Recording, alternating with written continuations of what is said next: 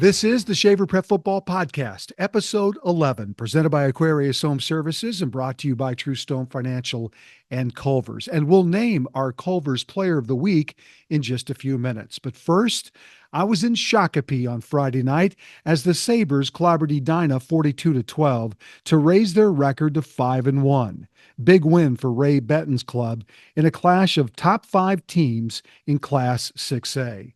Also, number 3, Minnetonka, was upset by Eden Prairie 21-20, their first loss of the season. So Class 6A is definitely up for grabs. I was also in Randolph on Friday night for the Rockets' big tackle cancer night. They hosted Gibbon Fairfax Winthrop and won easily 47-6. But the real story is the incredible community support for tackle cancer. The place was packed. They had auctions going on, bake sales, and so much more.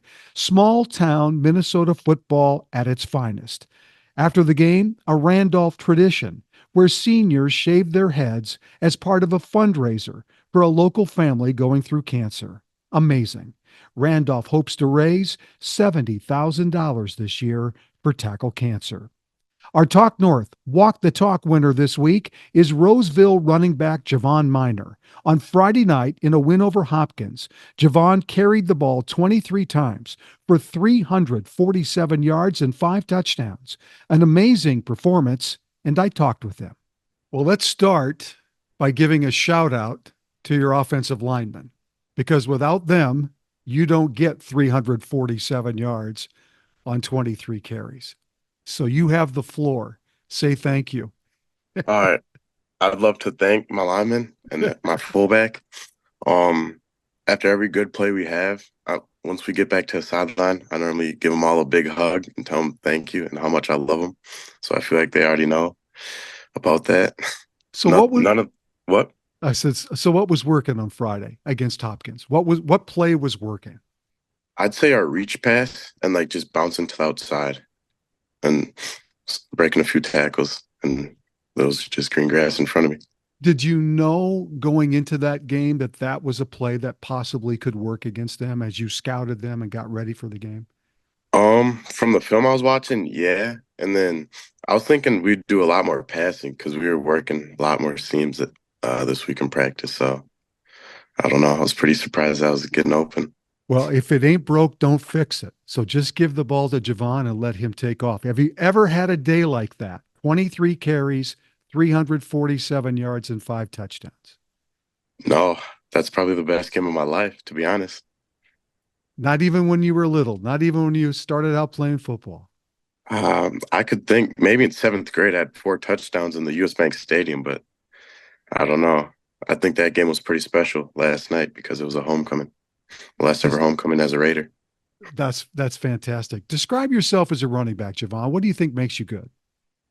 I'd say my ability to break tackles and my vision is pretty good. It's um, and I'd say my stiff arm. Did, That's something I love to do. did you do that a lot on Friday night? Oh yeah. This has been quite a turnaround for Roseville football. It's been since 2018 since Roseville's won 3 games in a season. What's the secret? What's the key? What is happening at Roseville right now that's allowing you guys to have success? I feel like the culture is finally changing.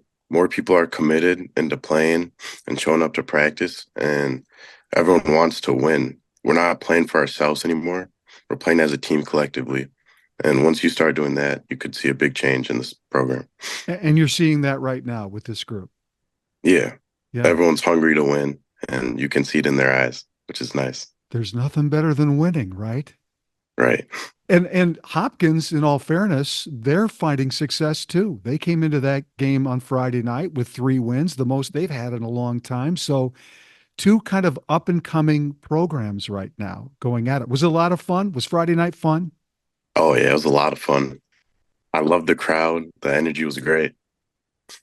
Well, congratulations on a big night. I know you got White Bear Lake coming up on Friday the 11th. 2 more games to go before the playoffs start. Thanks for doing this and good luck the rest of the way. And congratulations on a monster game on Friday Thank night. you. Thank you so much. Minneota beat Lakeview 76-7 to raise their record to 6-0 and extend the longest current winning streak in Minnesota high school football to 26 games. And senior star Ryan Maher is one big reason why.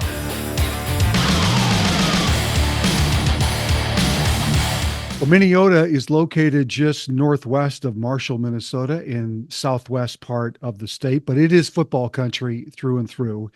The Minneota Vikings have had incredible success, and on Friday night last week, they beat Lakeview 76-7. Ryan Maher joins me, the star running back for your team.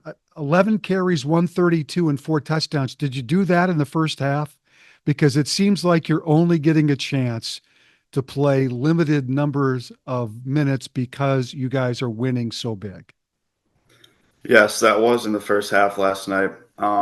We did end up getting a couple drives in the second half, but not enough for me to score anything. So, but after that, then we got the chance for the younger kids to go in, and that was good for them.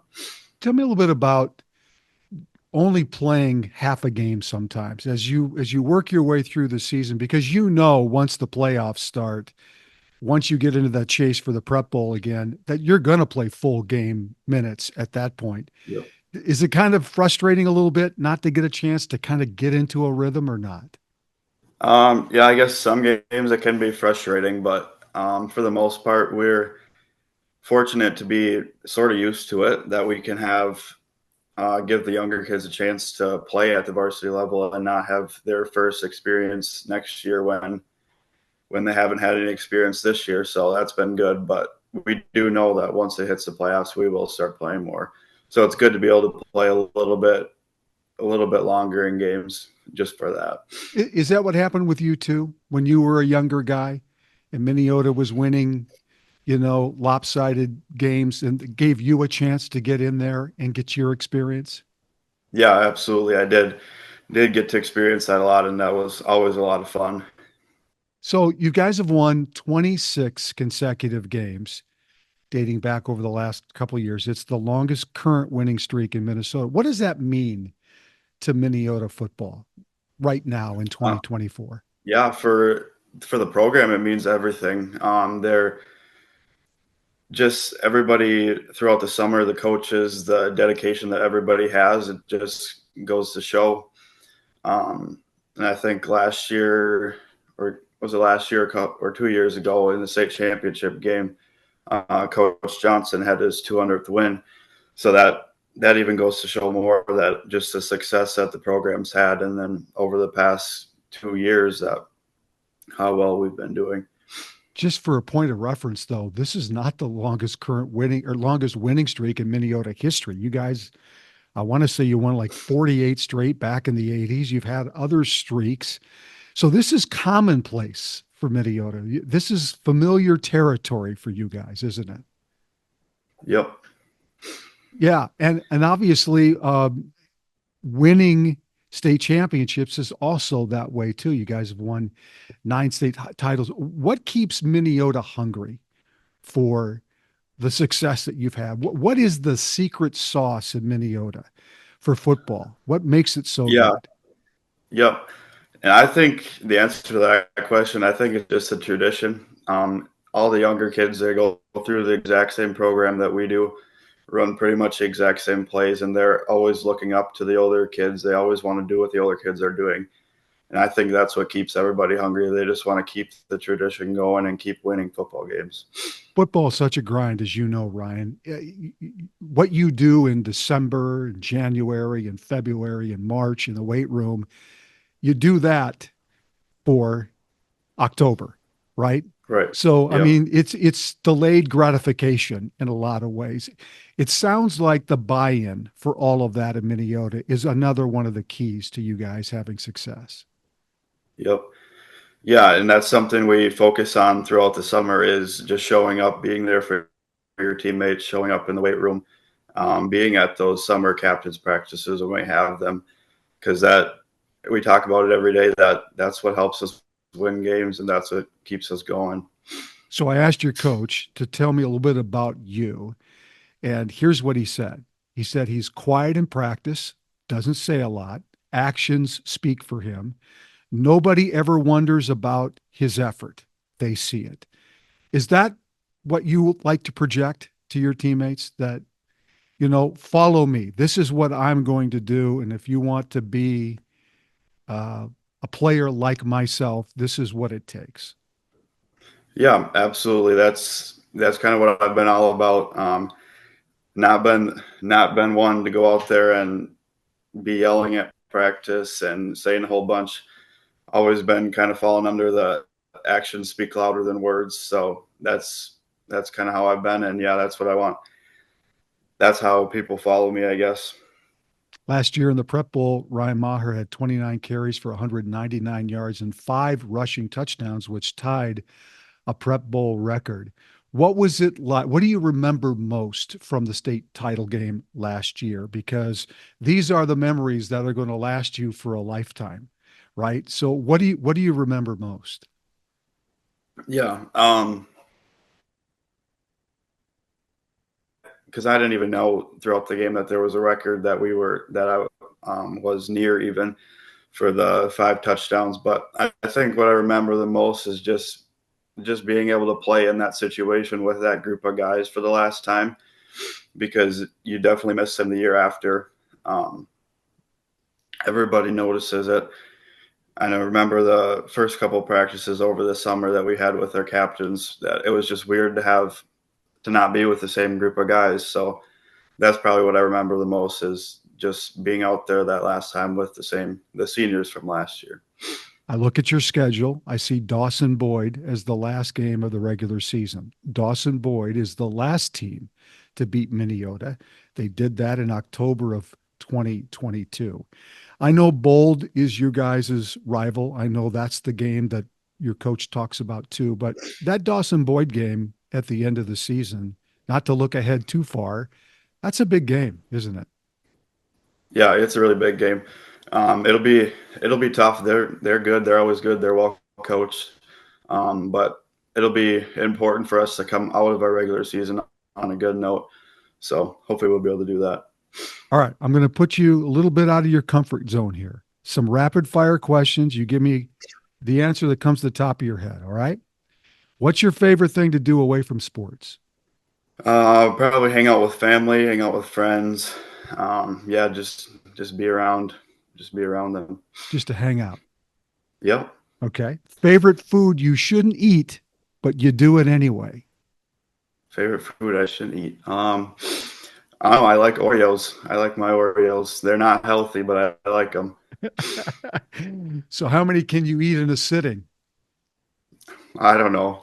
Never counted.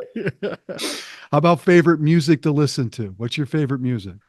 I don't listen to a whole lot of music, but probably country music, if anything. Yeah. Where do you see yourself in 10 years?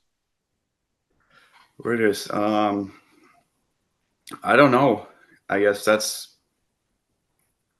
yeah, I don't, I hope to go to college for like an engineering degree. So that's what I would like to be doing. Good. So I guess that's where I see myself in 10 years. Yeah. Is college football on the horizon? It's a possibility. I Yeah. haven't made any big decisions yet, but it's, yeah, something I'm definitely thinking about. Well, very good. Hey, I appreciate you doing this.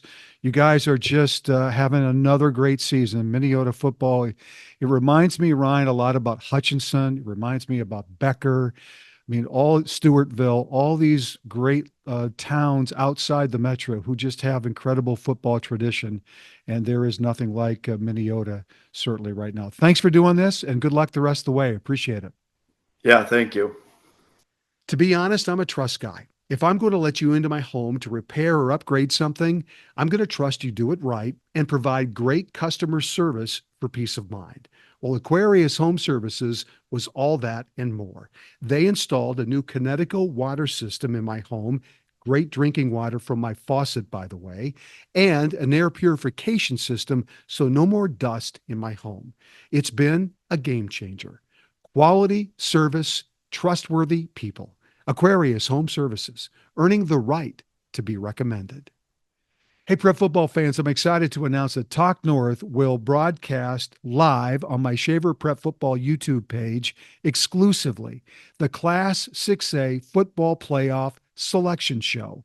Friday morning, October 18th at 10 a.m., we'll bring you the 6A playoff brackets before they are released to the public. I'll be joined by 4 coaches in studio, and we'll break down all the matchups. That's Friday morning, October 18th on the Talk North Shaver Prep Football Podcast YouTube page. We hope you'll tune in. Our Talk North games of the week this week are massive. On Friday night, what a big game in the outstate. Number 2 ranked Moorhead at number 1 rated Alexandria in Class 5A. Both teams undefeated. And also a clash of 2 unbeatens in Class 2A. Eden Valley Watkins against Kimball on Friday night. And in the Metro on Friday, another battle of unbeatens in Class 4A this time. Orono taking on Totino Grace. And by the way, that game at Totino is a 5 o'clock start on Friday night. There are 50 high school football games on Thursday this week, including a couple of big matchups, starting in the outstate, where Mountain Iron Buell will take on Cherry in 9-player. Both are ranked in the top 5 in 9-player football. And in the Metro on Thursday, the top junior quarterbacks collide. Nick Kinsey of Stillwater against Mason West of Edina. All of that on Thursday. Well, former Viking linebacker Ben Leber may be retired from playing football, but he's still making a living covering the game, among other things he's doing. And wait until you hear about his prep football days in South Dakota. Well, former Viking linebacker Ben Leber is with me. He obviously has had this incredible football journey that I think can relate to a lot of high school players and coaches out there. First of all, thanks for doing this. I've said this to you before. You're the busiest man in show business. No, it's not. Because you are on KFan. Mm-hmm. You work Vikings games. You're on Twin Cities Live. You have found a niche after football. And did you plan this? I mean, or did you kind of fall into it and say, you know what? I like doing this. You know, this answer may resonate with the whole premise of your podcast. And first of all, Randy, it's so good to sit down with you. Yeah. And congratulations on an awesome career. Legend in the community, and you're such a great guy. So I appreciate that. Thanks for having me on. So I would say, kind of like everything in my professional life, I fell into it. I knew I wanted to do something in media when I was done with football, but you just never know. You know, you never. Right. I was never one of those guys that walked into Kansas State and said, I know I want to do this for my career. Yep. I want to do this for my job. Yep. My one dream, kind of like a lot of kids that grew up in the Top Gun era, you know, I wanted to be a fighter pilot, like an astronaut when I was younger, and then a fighter pilot when I saw Top Gun, and I'm like, I want to do that, you know. Yeah. And I did go to Kansas State for a mechanical engineering degree to work with like ballistics, you know, and I thought it'd be cool to like make bombs and missiles and all that stuff. And look at you now. And guess what? You know, apparently you have to know a lot of math. And when I got a 1.8 my freshman year, because I was taking like some high-level calculus class that I had no business taking, I got put on academic probation, and my counselor's like, probably best to change majors. That is what's called a reality check. Yes, it is. So I sort of just fell into business, getting a degree, and I sort of just fell into media. I didn't know if it was going to work, and so here I am. But here's the thing that you, because I've been around a ton of former professional athletes, you have a way of carrying yourself. You are a good-looking guy, you speak well, and you're smart, and not everyone who wants to do this kind of a job has all those qualities. So you had all that to begin with. You just probably needed somebody to give you a chance, give you an opportunity. Who was the first one that gave you that? And then how did you end up running with that? I would say, I mean, it goes all the way back to my time at Kansas State. Yeah. I think all of it is like, like everything else, it is like reps, and it's building blocks, and it's little opportunities and little doors open here. And then like doors open that you don't even realize are doors that are open. They don't even realize you're walking through an opportunity. Yep. You're just kind of like doing it because you need to do it. I mean, being a successful high school player, as you're interviewing all these high school kids, these kids that you're interviewing now don't even realize that they're getting media training while they're getting interviewed. Yeah. And so that is kind of how I fell into that world, is like, I'm answering questions from reporters out of Sioux City and Sioux Falls. And the whole time you're getting reps, and you're getting more comfortable answering questions with a camera in your face, and what they're going to be asking about, the topics. How should I answer this? And, oh my gosh, I can't throw this teammate under the bus. I can't. You learn all those things sort of the hard way, right? And then that goes into Kansas State, and I was named a representative and a captain, and then I was one of the few that Coach Snyder, who's very, very close to the vest. I mean, he does not want information out. I was one of the few guys that he trusted for media days every week to speak to the media. Yeah. Now, it was a lot of canned answers, it was, which I'm sure you've heard a lot of. Yeah. So they didn't get a lot out of us, but he at least he trusted you. He trusted me to like carry out the game plan of like, hey, Ben, go out there and say something without saying anything. Like, cool, I can do that. That is professional sports. And I know. Yeah. I know. So then, again, it just like, and then step by step, and then, it was Chargers stuff, and then, all that. So then it does just become repetition and hours and minutes behind and in front of the camera. And I enjoy it. For those that don't know, Ben played high school football at Vermilion in South Dakota, correct? And then got a scholarship to play at Kansas State, drafted by the Chargers, and then played 5 years, I believe, with the Vikings, 10 years total in the NFL. So you've had this incredible football journey. Let's go back to high school, though. You were a running back. Yeah. When I did research on you a little bit, I was like, wow, how big were you in high school as a running back? I think my senior year, I was my same height. I don't think I got any taller. So I was 215. Okay. Yeah. So I was like, were you a power back or a scat back? How would you describe yourself? Well, we all thought at the time, every kid thinks that they're like a scat back. Yeah. But I think, I wasn't the quickest. So I probably became more of a straight line power back. Okay. Kind of like a Roger Craig without the high knees, Played against Roger Craig. Yeah. Yeah. So that's incredible. One of my brother Aaron's favorite players of all time. So yeah, I followed in the line of my oldest brother Jason was All-American high school. He, up until one point in time, held virtually every rushing record in the state of South Dakota. And so I followed in his steps. Yep. And my brother Aaron was a little bit more of a running back. He was kind of a wide receiver, but we all carried the ball. Yep. And I was like, well, I'm next in line. I better carry the ball. So I just enjoyed running the ball, and, high school in South Dakota is maybe not the greatest of competition back then. Yeah, but still. It is better now. Yeah. I would never make it. I would never be a Twin Cities Metro running back. I'll put it that way. I would probably just stick to linebacker. But yeah, I ran the ball. So if I have this right, junior year, you rushed for over 1,400 yards, 18 touchdowns. You guys won state? We won state your junior year. And then your senior year, 1,350 yards, academic all-state. Were you recruited at K-State to be a running back, or did you know you were going to play linebacker, or what happened? I didn't know anything. I really went down. My recruiting process was just very simple. I mean, nobody was recruiting in South Dakota at the time. I mean, you really didn't stand out. And, back then we had VHS tapes, and my dad made a highlight tape and kind of sent it out to these teams. And I didn't really know he was doing all this stuff. And then I was getting letters from a lot of colleges around the country, but they're just form letters, right. Nothing really handwritten, personalized. So I didn't really know what to make of it. And then I get a camp brochure from Kansas State and Colorado. And, back in the mid 90s, Colorado was the team. And I wanted to go to Colorado. My parents, they did the best they could, but they're like, that's too much money. We can't send you to Colorado. How about Kansas State? I think the Kansas State camp was like $500 less. Yep. I'm like, sure, I don't know anything about Manhattan, Kansas. I'll go down there. And so I go down there. I sign up for running back, linebacker. I do all the drills. And basically, I think I did like one afternoon with running backs, and I never went back. I think they were like, No. Let's see what he can do as just a defensive player and a linebacker. And so I must have performed well because, I got the sit-down private meeting with Snyder at the end of camp, and he just wanted to get to know me a little bit more. And did you just say yes right away? Yeah, they sent a letter. They sent a letter about 3 weeks later. Yeah.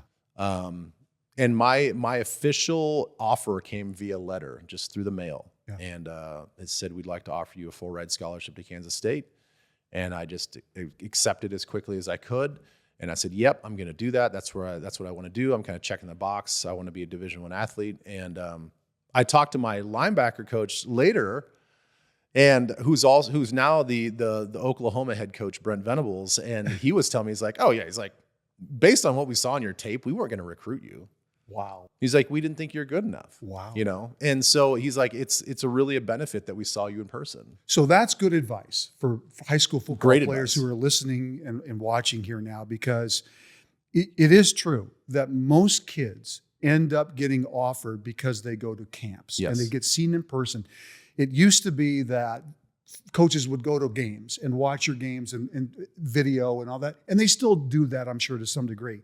But it's really more about, can you come to our camp? They want to see you. And if you have all the measurables and all those kind of things, they'll offer you.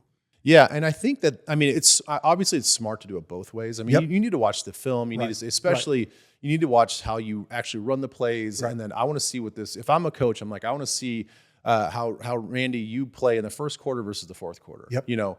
What do you look like when your team's down? What do you look like when your team's ahead? Yeah. I want to see some of those things, but I really need to see my eyes on you running through our drills with what we think are good players in a camp, and see how you kind of match up when the competition is pretty much equal.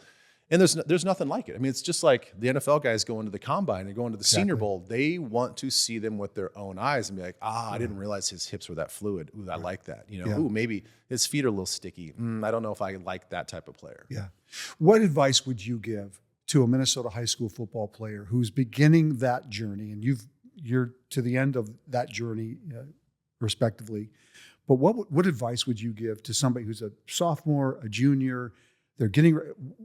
What's the things they need to be thinking about and focusing on to help them begin the journey that you have accomplished? Clearly you have to really enjoy it. You got to like the grind. You got to like it. And I think that's the biggest thing. I'm not saying that you can't have fun along the way. And I'm not saying that it has to be drudgery, but I'm just saying, I think that for any high school athlete, you got to check yourself. I think there really needs to be a true introspection. Our society runs so fast right now. We never have time, even as adults, we never have time to reflect. We never have time to sit down and say, the things that I'm doing right now, do I really enjoy doing them? And then if I enjoy doing them, what do I like about it? And you really break it down into the hows and the whys. And I really think as high school athletes, they just go, go, go, go, go. And even when you're in off-season training, it's go, go, go, go, go. All these, these hockey kids doing all this other training, during the off-season. I'm like, you need to take a lot of time, multiple times, and reflect. I'm like, do I really want to do this? And then if you answer yourself and say yeah, man, I love this. This is what I want. Then I think that you can develop a passion for it. Then it's then you don't mind doing the grind. Then you don't mind. You actually embrace the grind. You embrace the grind. Yeah. You embrace that process. And it doesn't really become a grind. It's just this is what I am. Right. This is what I want to be. And so I think first and foremost, it's okay. It's okay if you walk away and you go tell your parents, I don't love it. Yeah. I don't. Yeah. I don't love this. All this, Mom, Dad, I'm gonna you hear all these kids who specialize, and at the end of that specialization, they go, I hate this. I hate it. And Randy, I ran into so many players at Kansas State that I would say 100% of them came from the South, because in the South, in the 90s, they were the ones that were specializing. Yeah. Us here in the North, we've just now, in the last probably 15, 20 years, have become more specialized. But in the South, they've been specializing because of weather forever. Yeah. So I had a lot of teammates that came from the South that would get a college scholarship to Kansas State, and they were burnt out. They're like, I'm done. I accomplished what my parents want me to accomplish. I got a Division I scholarship. I'm going to get a free education, and now all I got to do is do just enough to keep this scholarship. Yeah. And that was it. Wow. And they never loved it. Yeah. Where I think for me personally, because I grew up in a small town and I had to play every sport. I didn't specialize.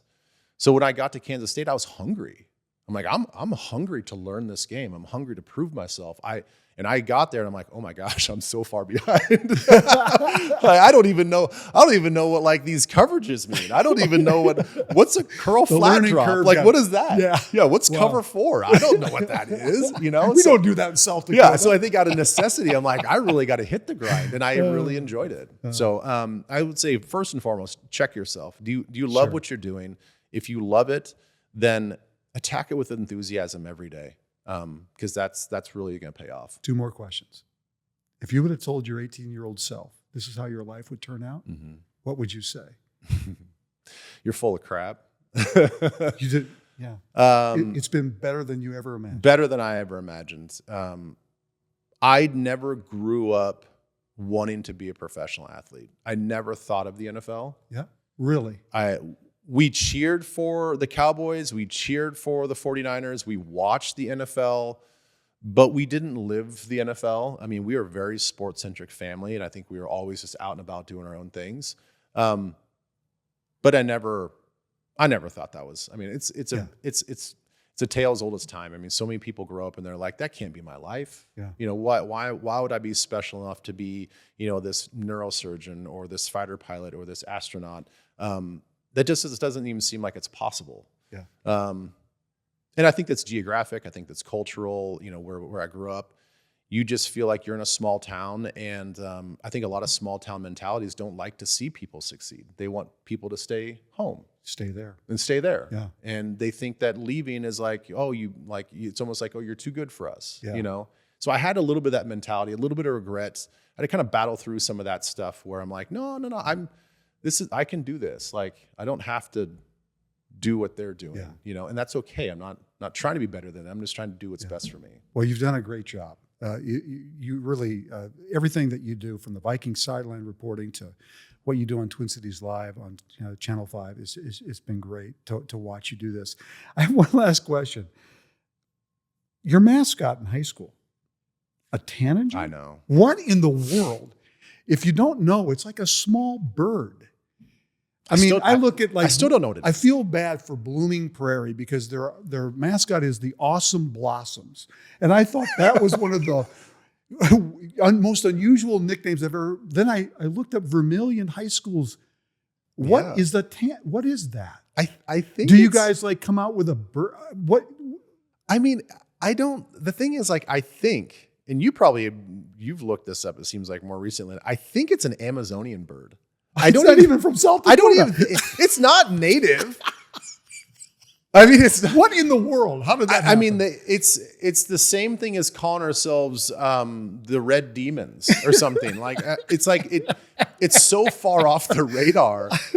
It'd be better if we were the Cardinals or the Blue Jays or something. If you're gonna pick a bird, pick a bird that's like somewhere close. Like, pick a pheasant. I don't know.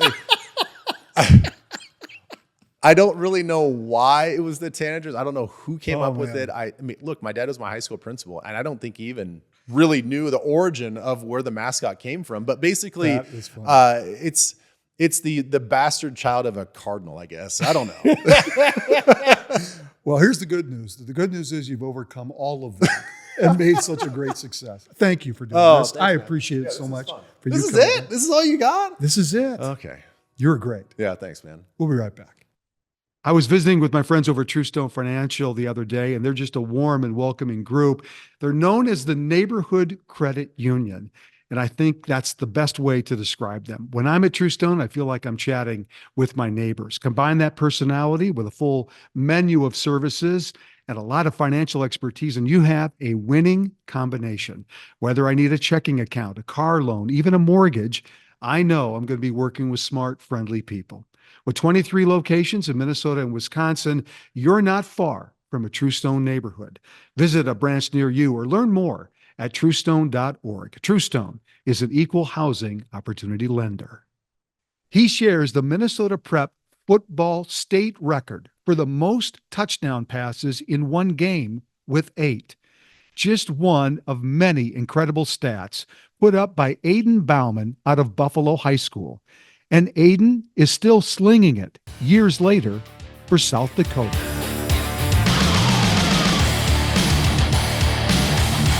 Well, in 2018, Aidan Bouman lit up the Minnesota prep football skies with a season for the ages, and I'll get into the numbers on that in a minute. But first, he joins me.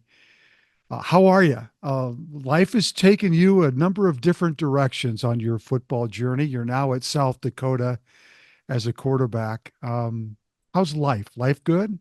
Yes, it's awesome. Like you said, definitely a lot of different paths throughout these past couple of years, but beyond thankful to be where I'm at and in a great spot right now. So you go from Buffalo High School, you sign with Iowa State. It's COVID. And so you're there for a couple of years. Tell me about this football journey. Why leave Iowa State? Why end up at South Dakota? How did this all happen? Yeah, obviously, went to Iowa State originally and thought it was a great fit for me, coaching staff and all that, proximity to home, all those factors, and it was, I really enjoyed my time there. I really wouldn't have it any other way. I think it was a great learning experience for me. It was a wake-up call that, hey, college football is a lot different than high school football, and I have to get better. And I wouldn't say I regret any of my decisions or how I went about the years that I was there. But at the same time, again, it was a wake up call for me. So I'm very thankful that I was there, had a great experience there.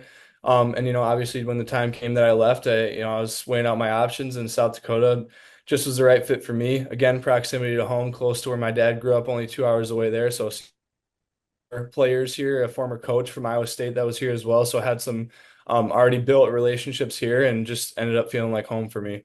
So when you say that you had some things to figure out, what were those things that you had to figure out? I think the biggest thing for me was just physical, just body wise. Obviously, in high school we threw the ball a lot, and Yeah. I didn't really have to use my legs a whole lot.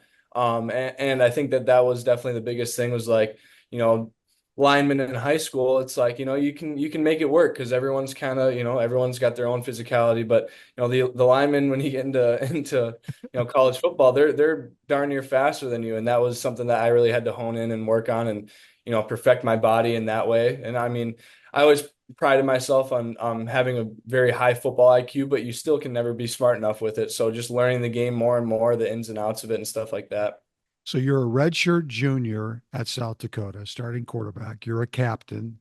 Um, at 22 in college, a redshirt junior. Um, does it feel weird? I mean, most 22, 23-year-olds are out and gone and doing their thing. And here you are, you're still chasing the football. Yeah, yeah. I mean, obviously, I love this game. I mean, I've grown up with it Yep. my entire life, so it just feels right still. Yeah, it's weird to say redshirt junior at 22. COVID definitely made that feel a little bit weird, but at the end of the day, still get to play, and I'm enjoying my time. So tell me a little bit about personal life because it's not unusual that a college junior or senior will get married, but you've got enough stress in your life with football and everything else, and then you go and get married. First of all, congratulations, but Thank you. how does that change the dynamic of you as a football player and trying to find the time in life to do everything? Yeah, I mean, it's definitely different, but I think it's a blessing. Truthfully, I said this a couple of months ago in an interview. I said that it's really nice to have that perspective, because obviously, like I said, football has been a part of my life, and it's been such a huge part of my life for so long. But at the end of the day, it is a game, and there's way Yep. more important things in life, i.e., my wife. So just having that perspective and having that support from her too. She knew what she was getting into with a football player at this stage in life, and she's been a great sport about it. She's here as much as she can be. She's actually got her own things on her plate. She's applying to dental school now. She's going to try and be a dentist, so she's got a lot on her plate too. And we both understand that, and we've both been really good about it. But yeah, it's been a blessing.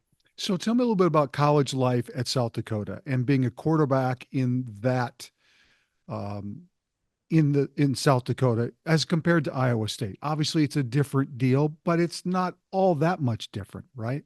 Right. Yeah. I mean, there's definitely differences. I mean, obviously, where you're playing at, the Yep. fans, stuff like that, atmospheres. But I would, I'd like to say that the level isn't a whole lot different. We went and played Wisconsin this year, and I don't think we played our best game, but I mean, it was a game that we were in, and we could have had a chance to win that game. And there are differences, but at the same time, football is still football, X's or O's, you know what I mean? So it's still a great opportunity for me. All right, let me read these numbers from 2018. It's your junior year at Buffalo. You tied the state record for most touchdown passes in a game with 8, most yards passing in one game with 555. In that same year, you also passed for 500 yards in a game, 470 and 458. Third all time in season passing yards with 3474. And to me, the difference is you did that in 9 games. The record holder, which is about 350 more yards than you, did it in 14 games. What kind of crazy year, as you look back on 2018, what do you remember the most from that year? I mean, yeah, that was a fun year. I mean, you still look back on that when I go home, every couple of months and you see a couple of the buddies, you always reminisce on it. It was an awesome year. It was just one of those things, we had great team chemistry. I mean, a bunch of those guys still talk to, a bunch of those guys were in my wedding this past summer, like the relationships we had, I think that's the reason we were so successful. Everyone was so close knit. Obviously, you have Trayton, you have Jack, you have Riley Hobbish running back. You had a couple of linemen that went and played college football. We had a juggernaut offense, and those guys understood football. But at the end of the day, like I said, our relationships and our chemistry was so close. It just felt like everyone knew what everyone was going to do. And maybe the best part for you, you played for your dad, because Yes, Todd Bowman, former Viking, former NFL player, he was your head coach at the time. yes, 100%. It was awesome to play for my dad. I mean, obviously, at the time, maybe we get into a little bickering here and there, but that's part of being a father and son. So, yeah, it was awesome. How does that relationship work now that you're in college, now that you're 22, now that you've had this football journey? Does that relationship changed at all with you and your dad? I wouldn't say so. No, I mean, Yep. him and my mom are still my biggest supporters. They call me all the time. They check in. I mean, home games. At the Dakota Dome, there's this little suite, right? It's right on the sideline. So, I'll give him a glance here and there if I don't have a great play, and maybe he'll have something to say to me and help me out a little bit. So he's still trying to get as much coaching in as he can. But yeah, they're still my biggest supporters. What would you say is the best advice that you ever got? Maybe it's even from your dad, but the best advice that here you are, age 22, you've had this football journey that has still stuck with you all this time, that has been something that you haven't forgotten. Yeah, I think personally the biggest thing is just confidence. I mean, obviously preparation and practice and all that stuff that's going to build into confidence, but when you get out there on the field, the biggest thing you have to think is there's no one better. You just have to trust in yourself and you just have to be confident because it's hard to explain, but just that feeling of knowing like, hey, I put in the work, I put in the effort, I know exactly what this defense is doing on this play, this all that type of stuff. When you can just go out there and be confident and play freely, that's when you're at your best. So life after football will eventually come at some point. What does life after football look for Aidan Bowman? It's a good question, truthfully. I did an internship this past summer with Northwestern Mutual. I enjoyed it. It was definitely a change up from things that I'm used to, so that's definitely an option. But ultimately, I mean, love sports to death. I don't think that anything else in life can teach you more about life than sports. So I'd love to find myself back there some way, somehow, whether it's coaching or whatever other facet there could be. But I think that's still up in the air a little bit, but. I've taken a pretty big journey already through college, so I'll take another journey after that. So you're not opposed to possibly coaching down the road, which of course is as time consuming, maybe even more as a player. Right. Yeah. Yes, exactly. All right. Well, hey, good luck the rest of the way. It was great to catch up with you. And we look forward to seeing great things coming from Aidan Bowman. Thank you. Thank you. Appreciate it, Randy. We all have go-tos, right? Well, mine is Culver's, and all you have to do is look at my social media for proof. I eat at Culver's almost every day, and I love matching my order number to a star athlete. But more than anything else, I love the food. It's fresh, it's delicious, and it's comfort. I feel good after stopping at Culver's. The people are friendly, the food is made to order, and it just makes me happy, truly. So, if you're looking for your go-to, I have a recommendation. Culver's. Our first Culver's Player of the Week is number 16, Parker Wangan out of Stewartville.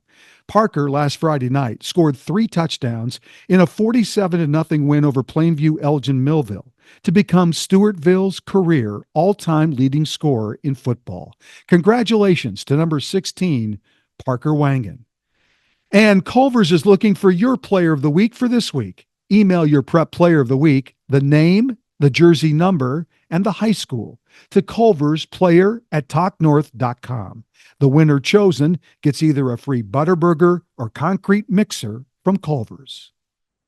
Well, technology in Minnesota high school football is off the charts, like at Minnetonka High School, where they're studying film in real time gathered around a big TV monitor. Buffalo High School has a dual monitor setup on the sidelines during games, again, seeing then making their adjustments in real time during games. And at practice, like at Eastridge, they fly a drone to get video they can use to teach and get better. It's just one more way prep football in Minnesota is ahead of the curve. Here's Raptors head coach Dan Fritzy. Drone footage is life-changing for a coach. It is an absolute game changer. You can see the wide view and the tight view at the same time. And we have fortunate enough to have a tech guy. He's flying the drone all around. Indie, team, doesn't matter. We just get the best footage, and any coach that has it is just blown away by how great it is. So what makes it so great, though? What it allows you to do that you can't do? Sees every angle with one angle. That's the whole thing. It sees multiple angles with one angle. That you don't have to have 2 different copies, 2 different versions, a side angle or a tight angle. You just got one, you can see everything. And you can see every player, every spot is beautiful. Pretty amazing. Next week on this show, the tackle machine from International Falls. Kane Thompson will be my guest. Plus, former Viking linebacker and former Hill Murray head football coach Pete Bursich will join me in studio. And last year's Mr. Football, Maxwell Woods out of Chanhassen, and now with South Dakota State, will also be my guest. For producer Alex Haugen and the great folks here at Talk North, thanks for watching and listening, and we'll see you next week.